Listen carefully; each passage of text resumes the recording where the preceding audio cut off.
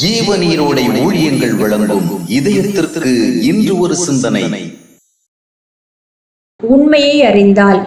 Martin Luther வாழ்ந்த காலம் இந்த நாட்களைப் போல சுதந்திரமாக தங்கள் கருத்துக்களை வெளிப்படுத்த இயன்ற காலம் அல்ல.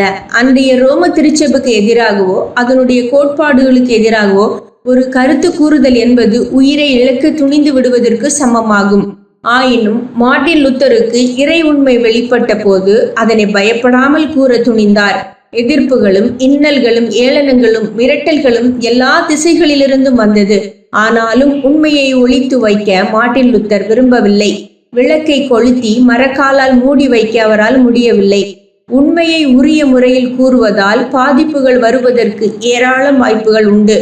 ஆனால் உண்மையை கூறுவதால் ஏற்படும் பாதிப்புகளை கணக்கிட்டு உண்மையை கூறாமல் போனால் தேவனுடைய பக்கத்திலிருந்து வரும் பாதிப்புகள் அதிகமாயிருக்கும்.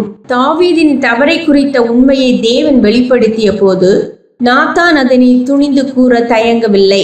அவன் ராஜாவுக்கு அஞ்சி மௌனம் சாதிப்பதை விட தேவனுக்கு அஞ்சி அதனை உறக்க பேசுவதையே மேன்மையாக எண்ணினான். உண்மையை அறிதல் என்பது வேறு, உண்மையை நேசித்தல் என்பது வேறு. தேவனை அறிந்து அவருடைய வழியில் நடக்க ஆர்வம் கொண்டவர்கள் உண்மையை உளமாற நேசிக்கும் இயல்புடையவர்களாக மாறுவார்கள். அவர்கள் உண்மை தங்களுக்கு லாபத்தை தருமா நஷ்டத்தை தருமா என்று யோசிக்க மாட்டார்கள். அவர்கள் உண்மையை விரும்பும் ஒரு இதயத்தை பெற்றிருப்பதால் உண்மைக்கு புறம்பானவைகளை அவர்கள் சாதாரணமாக ஜீரணித்துக் கொள்ள மாட்டார்கள். ஒரு ராஜாவுக்கு எதிராக எதையாவது பேசுவது எவ்வளவு ஆபத்தானது என்பது யோவானுக்கு தெரியும்.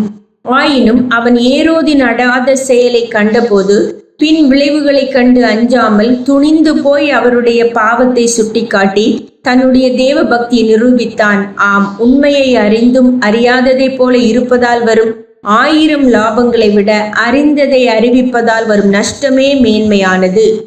சிந்தனைக்கு.